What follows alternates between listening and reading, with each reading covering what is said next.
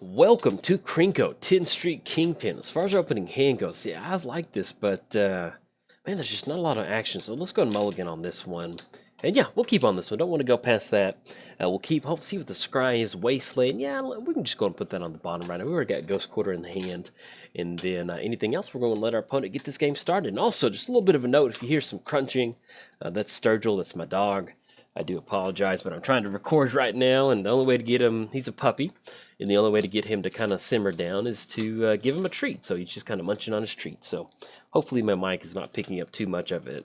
If it is, hey, sorry about that. That's just kind of how it goes sometimes. So we're going to lead off with Quest for the Goblin Lord, and then anything else we're going to go and pass turn. Also, if you don't know about my dog, his name's Sturgill, and he is an Australian cattle dog or a blue heeler, and he is very nice little boy.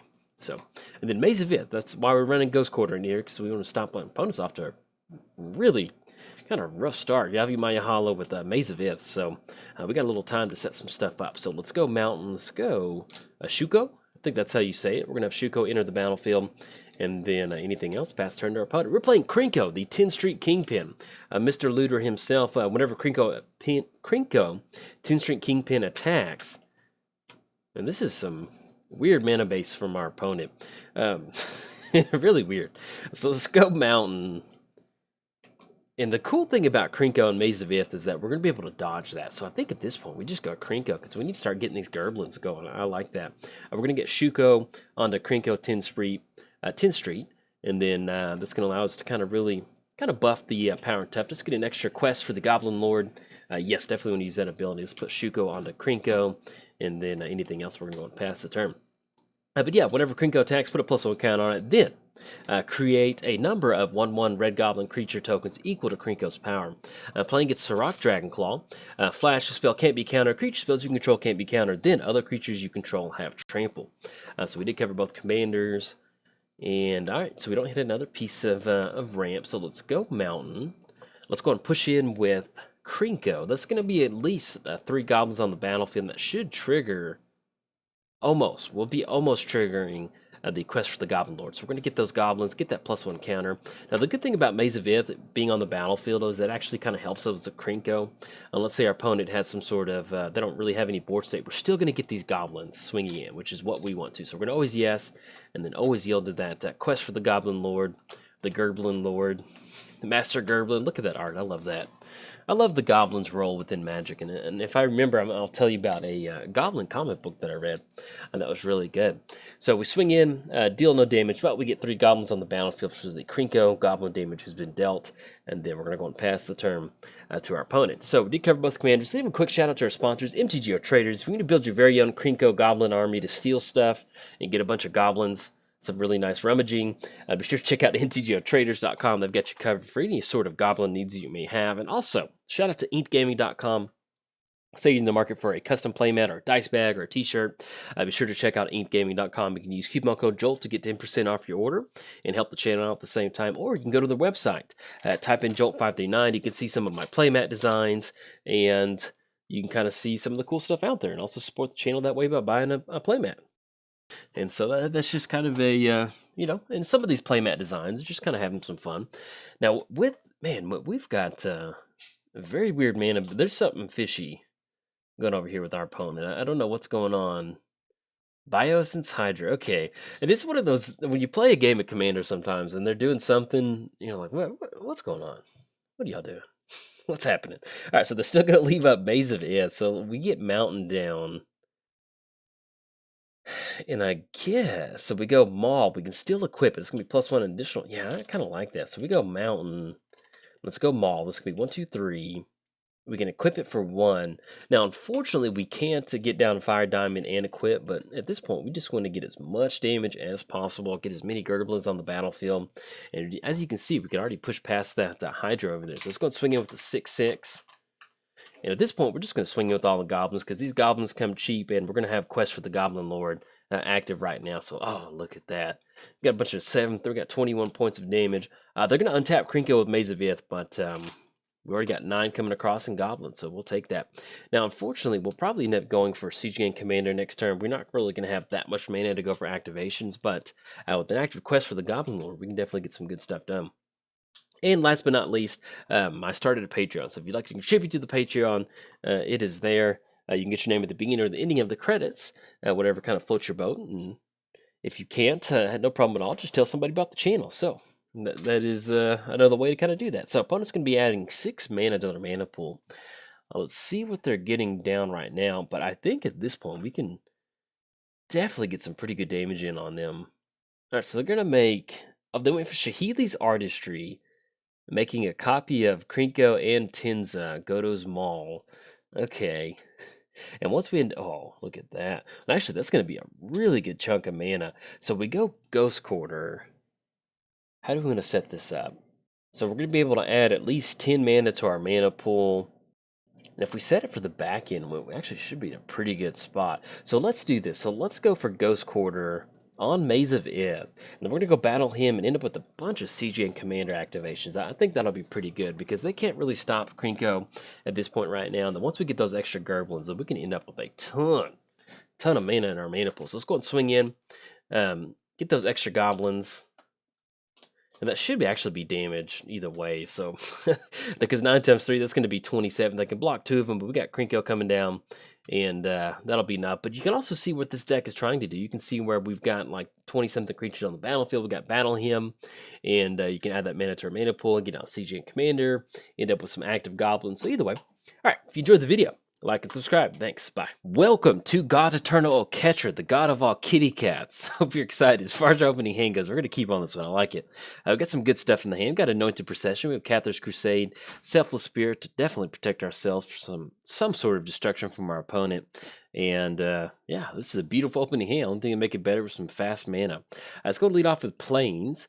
And then anything else, we're going to go and pass the turn over our opponent. And I will discuss City of Brass here in a second, why it's in here.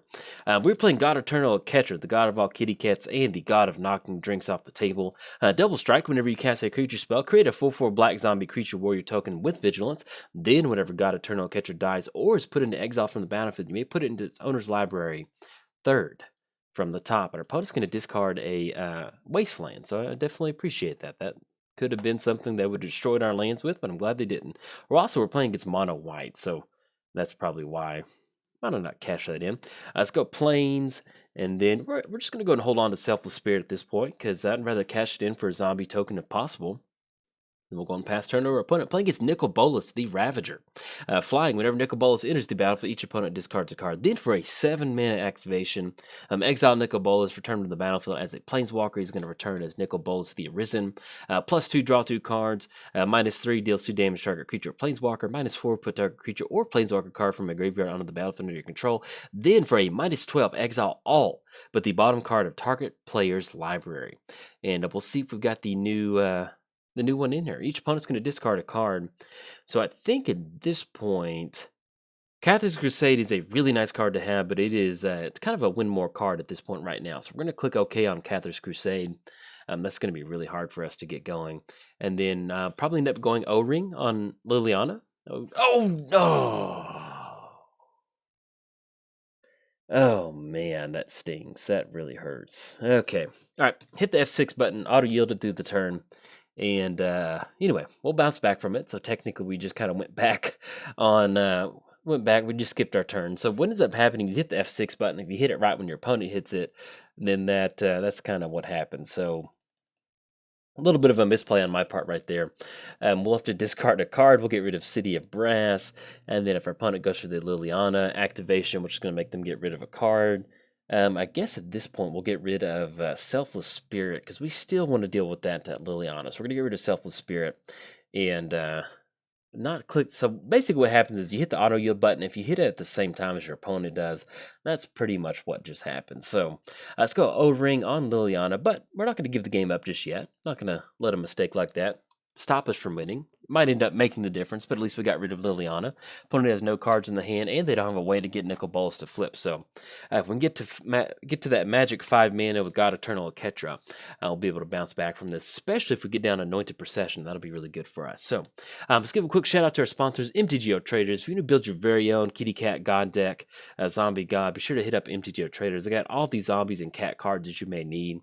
Shout out to inkgaming.com. You can use coupon code JOLT to get 10% off your order and help the channel at the same time. You can click on the link down in the description below to have that coupon applied to your shopping cart, or you can simply just go to inkgaming.com, type in Jolt539. You can see a lot of the cool playmat designs that I have on there. Got the Scry, the Scurry, Gonti Black Friday, and a zombie playmat for the Ravnica set. So pretty cool things out there. And last but not least, I started a Patreon, so if you'd like to contribute to that, get your name at the beginning or the ending of the credits. There's a link down in the description below. So now it is officially free time. Let's have some fun.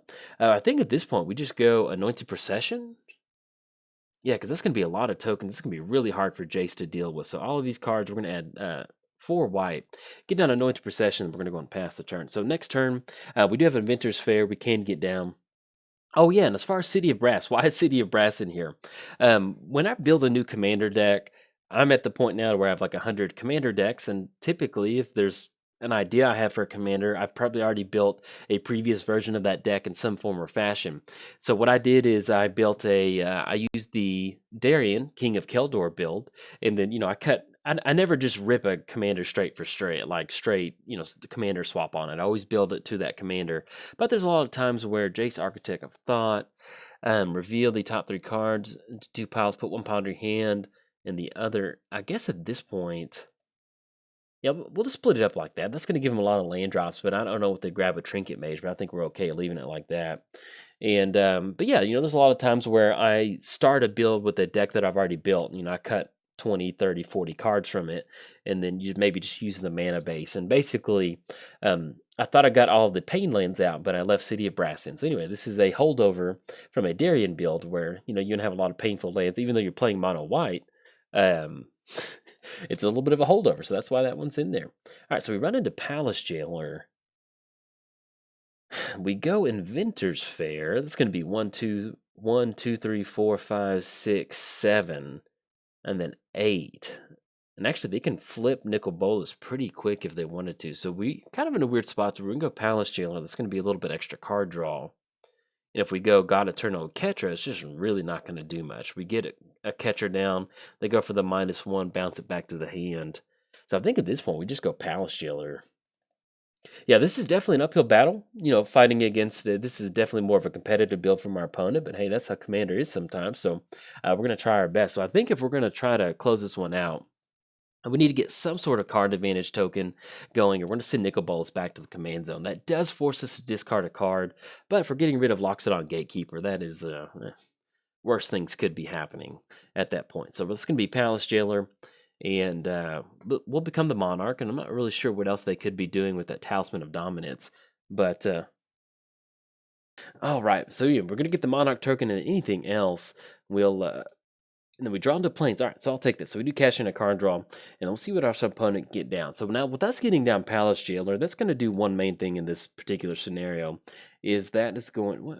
if we attack, we're going to get -1. So they go for that +1. The main thing is with this Palace Jailer, they're going to have to get down some sort of creature to get that Monarch token back from us. So they can generate a lot more card advantage. They have double Jaces on the battlefield, and I don't like this Jace at all. Just the art, it looks goofy. Especially the duel. Yeah, I don't know. It just looks goofy to me. I've never enjoyed that Jace. It looks like he's just standing in line at a Panera. But anyways, so we've got Monarch token. We can just generate a little bit of card draw. It's not going to be able to compete with the Jace card advantage our opponent does have. But that's pretty much what this deck needs. Next turn we're kind of making our land drops, making up for that last turn. We can end up going God Eternal Oketra. I think we will end up going for that. And that'll kind of force our opponent to maybe end up going for the -1. If they go for the -1 with Jace, Ugin. Oh, no. That is not what we wanted to see. All right, so they go for the -1. That's going to bring Liliana back to the hand. And that's at least going to still keep Palace Jailer on the battlefield. They can go for the -2, which is, we got the Monarch token. That's what matters. And the good thing about Ugin is, if we go catch it, we're going to pretty much be able to survive that. So run into Divine Visitation. Yeah, we need to get some tokens going. So let's do this. Let's go God Eternal Oketra, because at this point, we just want to keep the pressure up on our opponent. That's going to be 1, 2, 3. We could go Divine Visitation, but if they want to start going for the -1 off Jace, they can. That's pretty much at this point right now. We just need to get some zombies on the battlefield and take advantage of this Anointed Procession. All right, so they're going to deal 3 damage up to us. That's going to put us down to 19. and we'll get that closed down. Yeah, because if they end up going for the -1, that's going to get rid of that brainstorm ability, and at the same time allow us to kind of keep recasting Oketra. So Gemstone Caverns, let's do it like this. Let's go. I think we still want to split the lands up, because that way we want to go Rakdos. So that way, a land and a Signet's still going to be a really good thing to have. So at least next turn, this can be 1, 2, 3, 4, 5, 6. We do have to discard a card. And I think at this point, yeah, kind of like holding on to Loxodon Gatekeeper. Let's get rid of Fellwar Stone. I would like to hold on to Fellwar Stone to give us a little bit of extra mana. But at this point, if we can somehow make Divine Visitation work and start to cash in a few extra creature spells, and that'll be Divine Visitation and Anointed Procession is pretty much what this deck wants to go for. So that's what we want to do. All right, opponent's going to go for Ingrass. Oh, okay, that's a bummer. We're going to have to sacrifice Guard Eternal Oketra. And that's going to be 1, 2, 3, 4, 5, 6. So if we have the land drop, we can recast it, or we can put it into our library. I think at this point, yeah, we'll go and sacrifice God Eternal. All right, it's going to send it back to the command zone. We could put it into the library, but I like recasting it if we hit an additional land drop. Now here's the kicker. They have worked up Ugin back up to 6. So then getting Ugin down, they're really going to be able to kind of clean up our board. This is going to get rid of Anointed Procession and get rid of God Eternal Oketra. So let's see if we end up hitting the land drop for the turn. All right, so let's see what we draw into. We do run into Plains. So we go Plains. And I guess, the game's not over. But if we want to do if we want to get lucky, we do have some token decks in here. And those are very, very far out. Here's my thought process. We go Divine Visitation, and that's going to force them to go for Ugin if they want to. Yeah, let's do this. Let's go Divine Visitation, because I'll kind of explain this line of play that we're going to go for. All right, so we go Divine Visitation, have that enter the battlefield, and then we're simply just going to go and pass the turn, because if we end up going God Eternal Oketra, that's just going to make that Ugin minus whatever just way, way good. That'll end up being really good for them. So what we want to do is we want to set it up to where if we can get down God Eternal Oketra, we need to at least be able to get down God Eternal and cast a 1-drop creature to go Anointed Procession and Divine Visitation. Or let's say that we run into Springjack Shepherd. That's going to allow us to get a lot of tokens. We just want to make it to where maybe that Ugin's not going to be so good to go for 5. If they end up going for 5 right now, that'll at least still leave God Eternal Oketra on the battlefield and kind of force them to keep going for the plus-up ability. So we just want to build this environment to where if we get down God Eternal Oketra or get down some sort of token enabler, we can take advantage of it as soon as it enters the battlefield. So, all right, and our opponent ended up going for the +3 off Ugin. They do have a pretty nice little board state developed. They're just a bunch of little construct tokens at this point right now. Now, with God Eternal in the command zone, it does cost 7 mana. So we do have 7 mana on the battlefield, but at this point, we can't go God Eternal and get a creature down. So if we just run into, let's see, Springjack Shepherd, I think that's kind of one of our main outs right now. That's going to be a lot of spirit tokens, but they can go for the minus Ugin, where they can exile each permanent. That'll get rid of the spirit tokens. At this point, we're just kind of playing it out to see how much of a problem we can make for our opponent, because our opponent is playing Nicol Bolas Walkers, which is a little hard to beat with God Eternal Oketra getting off to the start that we got off of. But if you want to see a pretty Nicol Bolas deck, we do have I have a Nicol Bolas Planeswalker deck. That's a lot of fun. It definitely has the new Nicol Bolas in there, and it's pretty fun to play. But more than likely, our opponent's going to get it on this one. This is a as soon as we miss that land drop, that was kind of hard for us to bounce back from. Opponent's going to go for Entomb, search your library for a card, put it in the graveyard. Okay, so they dump Core Augur into the graveyard. At the beginning of your in-step, draw 7 cards. Each opponent's max hand size is reduced by 7. So, with them going for that Entomb, we're probably going to see a Reanimator at some point in the near future. Let's see what we draw into. Phyrexian Revoker. Okay. Now we go Phyrexian Revoker. They go for the -2 on Liliana. We can go Aegis of the Gods. Destroy target. Yeah, there's so much stuff on the battlefield that even if we go Phyrexian Revoker, naming something like Liliana, naming something like Ugin, then go for the -1, destroy target creature artifact. Yeah, there's just not much we can do. We do have 7 mana. We have no extra tokens. I guess we'll still just go and force the issue. Let's go Aegis of Heavens. That's going to give us hexproof. We go Phyrexian Revoker. We're going to name Ugin. I mean, it's technically not over yet. We're just at least just going to make them earn their win. So we're going to go Phyrexian Revoker. We're going to name, let's go Jace. No, let's go Ugin, excuse me. I'm going to make sure we're naming the correct Ugin the Spirit Dragon. There we go. I always get really worried I'm going to name the wrong thing. And then anything else, we're going to pass turn to our opponent. Now, we'll cash in an extra card draw off this trigger, the Monarch token. Let's see what we run into. Run into another Plains, okay. But at least at this point, we can stop that Trinket Mage from swinging across and kind of block on that trigger. The opponent's going to go for Mystical Tutor, so we'll see what they put on top of their library off of the reveal zone. Reanimate. All right, so that's going to be probably the end of this one once they get Reanimate on Core Augur. But you can see with God Eternal Oketra, if we're able to get her down and to get a little bit of fast mana, if we weren't necessarily playing against such a little bit more of a competitive build of Nicol Bolas, then you can definitely see where simply getting down something like Phyrexian Revoker to kind of lock down Ugin, you can go for Ages of the Heavens, just casting those extra zombie tokens. We had Anointed Procession and Divine Visitation just ready to go. So if we can find that Springjack Shepherd before we have to scoop next turn, we'll hold on to it. But at this point, our opponent's looking at -10 on Ugin the following turn. So we'll probably scoop this one up. We'll see what we draw into, but it's not looking good. I don't think...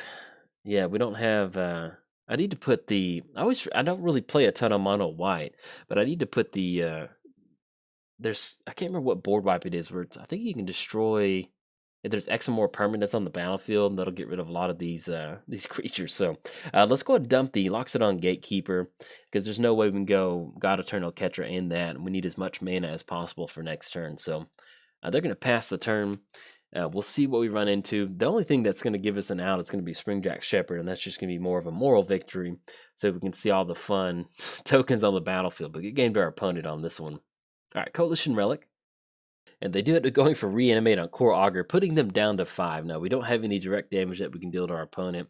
That would be fun, though, but that's not going to get it done. Oh, excuse me, they do get the Monarch token, too, so that's going to be an extra card draw.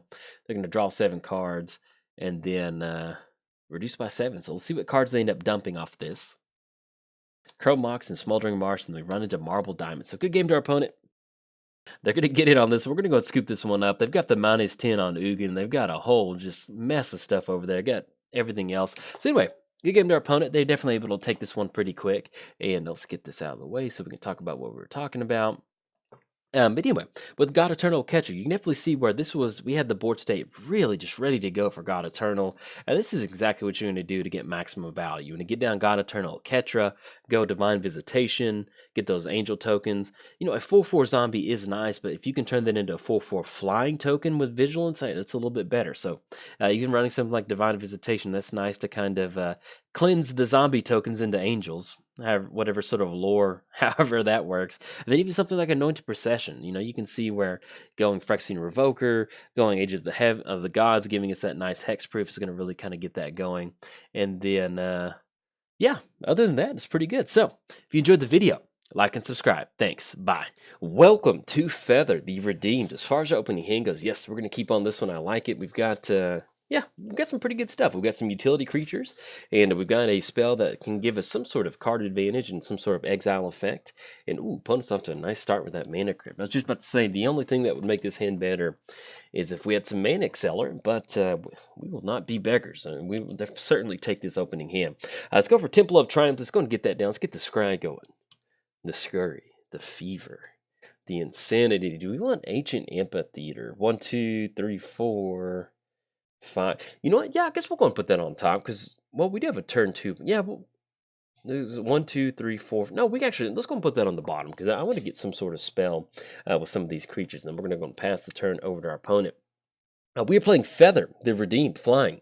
Whenever you cast an instant or sorcery spell that targets a creature you control, exile that card instead of putting it into your graveyard as it resolves. If you do, return it to your hand at the beginning of the next end step. Playing against Lord Windgrace himself. +2, discard a card, then draw a card. If your land card is discarded this way, draw an additional card. Then for a -3, return up to 2 target lands from your graveyard to the battlefield. Then for a -11, destroy up to 6 target non-land permanents. Then create 6 2/2 green cat warrior creature tokens with Forest Walk. And if you're still keeping score at home, Lord Windgrace can be your commander. So, has that down at the bottom. Opponent's going to get on Gurk Wildspeaker and go for a Beast token. And we run into Invigorated Rampage. So we go... yeah, we go Inspiring Vantage because it's going to come into play untapped. I think we just go Burning Prophet. I like that. So we're going to go Burning Prophet, and that'll put us online for a Feather turn 3, and then we can start rolling some of this stuff out of our hand. So we did cover both commanders. Let's give a quick shout out to our sponsors, MTGOTraders. If you're going to build your very own Boros Battalion with Feather, be sure to hit up MTGOTraders. They've got you covered for any sort of card selection you may need in whatever sort of Magic Eternal format you may want to play, whether it's Pauper, Standard, Modern, Legacy, Vintage, whatever it is. Go for it. Have some fun. Head over there. And also, check out inkgaming.com. You can use coupon code JOLT to get 10% off your order, or click on the link down in the description below. That should apply that coupon to your card. Or go to the website, type in JOLT539. You'll be able to see some of the cool playmat designs. Like I mentioned earlier, the Scry, the Scurry. I made a playmat over that. So if you want to confuse people at your local gaming store by having that playmat, there you go. You can pick it up. And last but not least, I started a Patreon. So if you'd like to contribute to my Patreon, there's a link down in the description below. You can get your name at the beginning or the ending of the credits. And if you can't contribute to that for whatever reason, just tell somebody about the channel. I would greatly appreciate that. So, and then I think that's it. It's officially free time. You can have some fun. So we go, yeah, I think we do Plains and go Feather. And our opponents, oh, this is a very, very gnarly start for our opponent. All right, so we're going to go Feather with 3 mana and then pass the turn to our opponent. So at this point right now, what we're going to try to do is, the game's not over, but it's not looking good when you get off to a really good start like that. But what we're going to try to do is basically just kind of go through the motions with Feather, at least this turn. And until we can get a good Feather video, I'm going to splice some of these together. But what are we doing with Feather? This is typically I don't like Boros decks. If I do play a Boros deck, it's something that is really unique or something that kind of has a cool interaction. That's why I love Brionne WrestleMania so much, because that deck is so much fun to play. And it's not like a traditional red-white deck, Boros deck, where you're just trying to swing in turn after turn. And this is why I really enjoy Feather. This is the fact that you can exile certain things. Oh, no.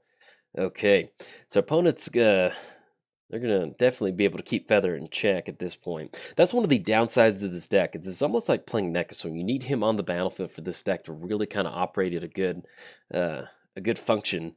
And if they've got some sort of spot removal to take care of it, it's hard for you to get anything going. So, but yeah, as far as the deck goes, this is kind of one of those, just kind of a really nice spell-slinger deck. That's kind of what we're hitting on. You can see we have Burning Prophet. We have Monastery Mentor, we've got Gutter Snipe in here. We got Mizium Tank. If we can get Mizium Tank going, that's some really good, action.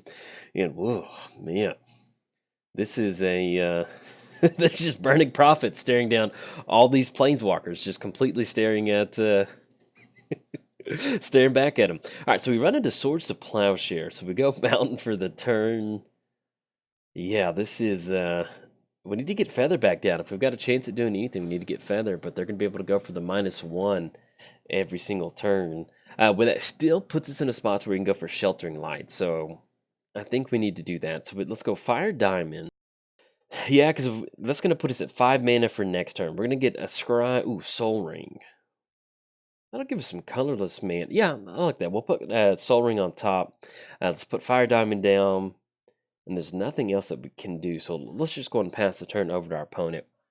If we have a shot at winning, it's very, very slim. Our opponent does have Garruk Wildspeaker sitting at the -4. They get +3/+3 and gain trample.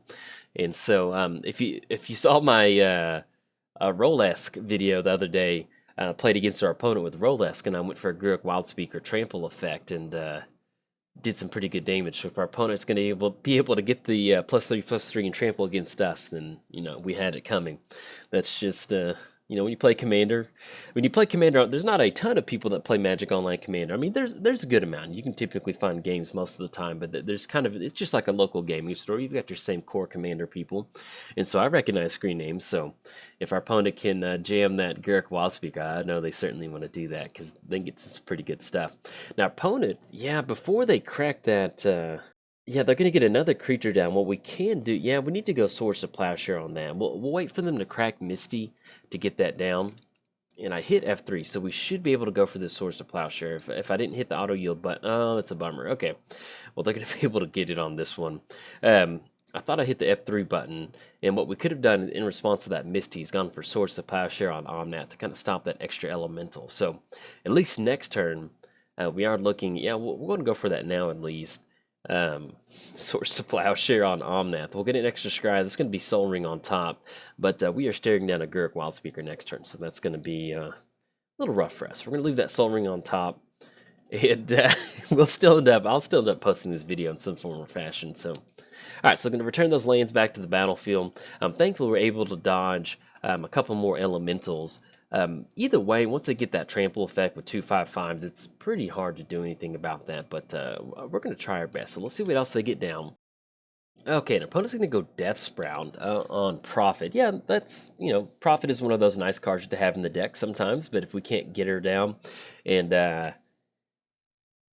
get that really good +1 going in that scry. Mainly, she's in here just for that scry effect. There are a few times where if we get down Sword of Feast and Famine on the Burning Prophet, that really does kind of work out when it gets that +1/+0. But mainly, we're just looking to get that scry effect. All right, opponent's going to go for the +2 off of Gurk, untap a couple lands. And that's going to be Titania. Oh, goodness. Okay. That's going to bring a Misty back to... Can you imagine if Omnath was still around on the battlefield? How gnarly that would be. Oh, goodness. Okay. Let's get the Exile Zone popped up. Yeah, you can see how many more elementals there would have been. So, all right, they're going to be swinging in. That's going to be 5, 7, knock us down to 20. And then we'll see that +3 next turn, probably. And, yeah, especially once they crack, there'll be an extra 5/3 elemental. And then we hit that Soul Ring. So we go Wasteland, we go Soul Ring, but like I mentioned, this is... they ain't looking so hot. Let's still go ahead and get down Feather. This could be 1, 2. I think once they get that trample going, it's not going to be able to stop anything. But at least we'll still just go and pass the turn. We can give it Sheltering Light. We can give it Indestructible. And maybe they've got a 25 converted mana cost card on top of their library with Dark Confidant. All right, Rampant Growth was on top.